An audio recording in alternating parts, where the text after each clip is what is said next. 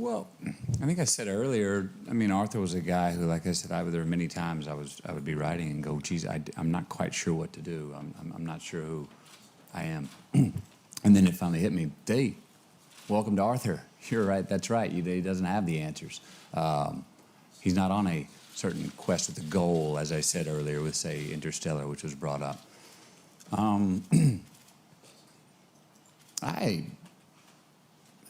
I never, Gus mentioned this a second ago, I never really looked at it as a morose trip towards the end. Because it's not what happens. And that's the short stick, you know? He tries it, but what's he find? Crossing that purgatory, what's he find while he annihilates himself? He finds life. Comes out the other side. It's more of a life-affirming story for my money, and so it's just a hard trip to get there.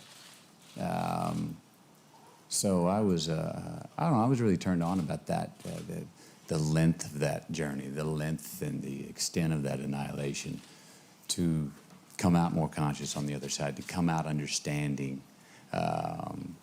And to, in a lot of ways, be much more whole with his wife, even though she's physically gone, than he was, and they were when she was there.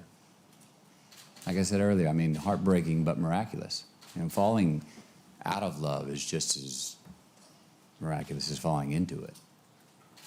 You know, look what happens to this guy when they fell out of love, but they wouldn't have been able to have that second chapter of coming back together, you know?